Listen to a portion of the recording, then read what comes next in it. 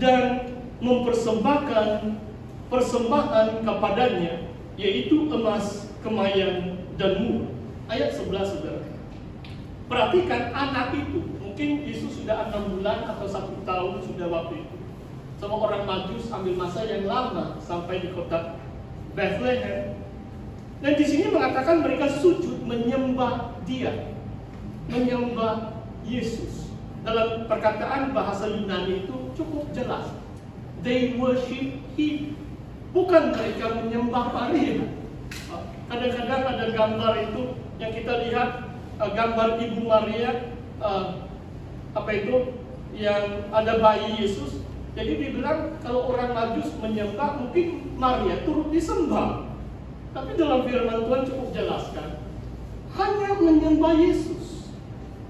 Maria itu manusia biasa. Memang Maria itu disebut firman Tuhan dihormati di antara wanita. Sebab dia dipilih Allah menjadi ibu kepada Sang Mesias. Tetapi dia tetap manusia. Hanya Yesus yang layak disembah. Saudara, bagi mereka yang menyembah Tuhan, firman Tuhan cukup jelas. Mereka tidak datang dengan tangan yang kosong. Mereka membawa emas, kemayan, dan mur. Wah, ini harta. Kemayan dan mur pun benda yang amat berharga, apalagi emas. Saudara, bagaimana kehidupan kita? Dalam perjalanan dalam kehidupan kita. Yang pertama-tama, kerinduan datang di rumah Tuhan. Seperti orang Majus yang sanggup begitu jauh datang. Yang kedua, datang menyembah Yesus. Yang ketiga, membawa persembahan di rumah Tuhan. Yesus layak menerima persembahan. Segala berkat yang kita terima di dalam dunia ini adalah karena Tuhan yang terlebih dahulu memberkati kita.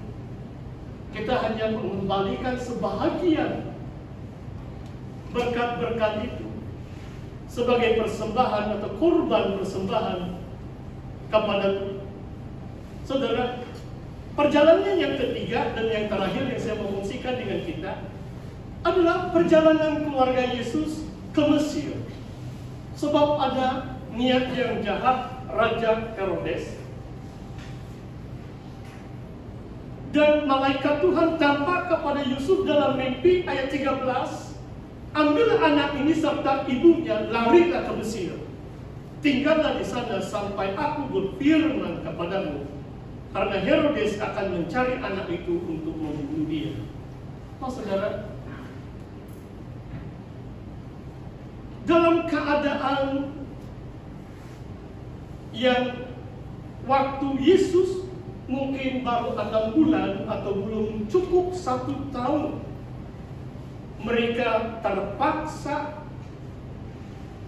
pergi ke tempat yang jauh. Malah kalau saudara baca, ahli penafsir atau sarjana dalam Alkitab mengatakan pada saat ini, pada waktu tempo dalam kehidupan Yesus waktu itu, Yesus adalah seperti orang pelarian, refugee. Dia lari dari negeri asalnya karena raja mau membunuh dia, dan ayah angkatnya bersama ibunya. Dan dalam firman Tuhan mengatakan pada malam itu juga Yusuf membawa Maria dan Yesus ke Mesir. Tidak tahu berapa lama, mungkin 2-3 tahun lamanya mereka di situ, sehingga Herodes mati. Saudara, saya mau baca ada 1-2 ayat ini. Mari kita lihat dalam ayat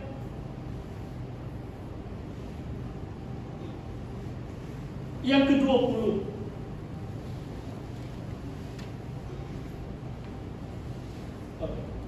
Itu cerita masih tentang, ya, bangunlah, ambillah anak itu serta ibunya, berangkatlah ke tanah Israel, karena mereka yang hendak membunuh anak itu sudah mati.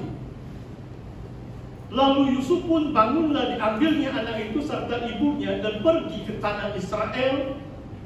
Dan saudara boleh baca ayat-ayat selepas itu. Dan mereka tinggal, ayat 23, kota yang bernama Nazaret. Hal itu terjadi supaya genaplah firman yang disampaikan oleh nabi-nabi bahwa ia akan disebut orang Nazaret. Oh saudara, setelah beberapa tahun di Mesir, dan kita tidak tahu, pasti Yusuf tidak ada saudara.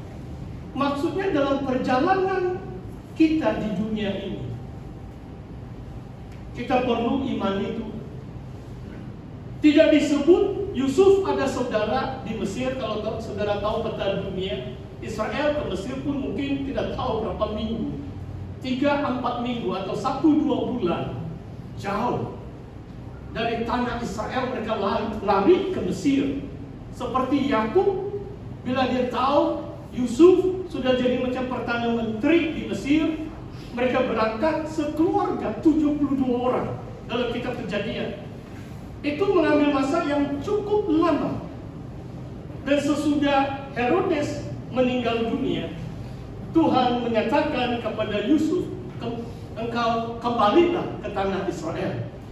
Dan ada suatu perjalanan sekali lagi sampai Yesus dikatakan orang Nazaret. Sungguh pun dia lahir kota Bethlehem, tetapi mungkin waktu dia 4 atau 5 tahun, dia sudah kembali dari Mesir. Dia membesar di kota Nazaret.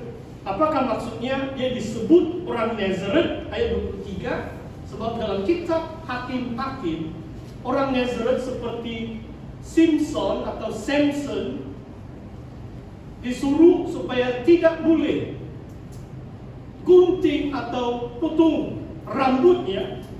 Itu tanda penyerahan kepada Tuhan. Orang Nazaret adalah orang yang dipakai Tuhan, yang 100% diserahkan kepada Tuhan.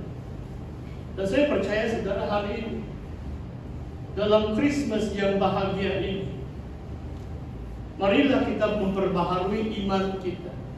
Kita percaya kepada Yesus yang disebut Jesus of Nazareth. Dan Nazaret ini bukan hanya kota Nazaret di Galilea, tetapi Nazaret ini, Nazarene, adalah oath atau satu nazar yang diambil oleh beberapa pribadi dalam hukum Taurat, menandakan penyerahan yang total kepada Tuhan. Dan sampai hari ini ada bangsa-bangsa yang lain memanggil orang Kristen sebagai Nazarene. Saudara paham maksud saya? Dan saya coba jelaskan bahwa Nazaret itu artinya adalah kampung halaman di mana Yesus dibesarkan, itu di Galilea secara hurufiah atau harfiah. Tetapi Nazaret itu sebab perkataan itu mirip dengan Nazarene, the Nazarene oath yang disebut dalam hukum Taurat, di mana setiap pengikut Kristus hari ini juga seperti orang Nazaret. Penyerahan yang total, yang sungguh-sungguh mau mentaati Tuhan. Dalam 3 kisah perjalanan dalam hidup Yesus, dalam kandungan ibunya, dalam perjalanan orang Majus, bangsa-bangsa asing datang menyembah Tuhan. Dalam perjalanan Yusuf membawa Yesus yang belum sampai 1 tahun ke Mesir. Hidup ini merupakan suatu perjalanan iman kita. Perjalanan iman kita yang mengharungi banyak berbagai cabaran. Tetapi dengan iman yang teguh kepada Tuhan, kita dipanggil sebagai pemenang.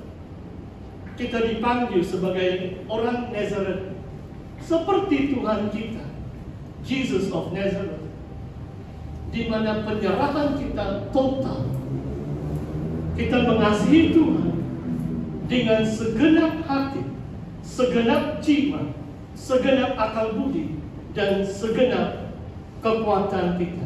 Mari kita berdoa.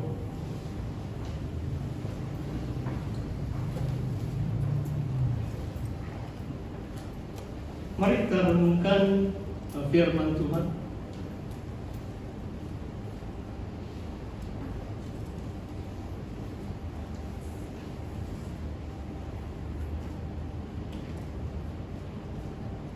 Mungkin untuk respon firman Tuhan, ada satu lagu Christmas, saya tidak tahu di Kenganing atau pemusik, Sang Raja lahir ke dunia itu.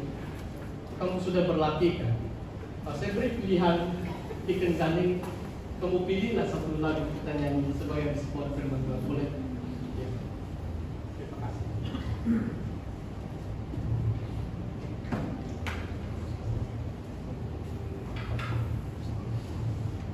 Mari kita bangkit berdiri. Kita menyanyi sebuah lagu pujian penyembahan sebagai respon firman Tuhan.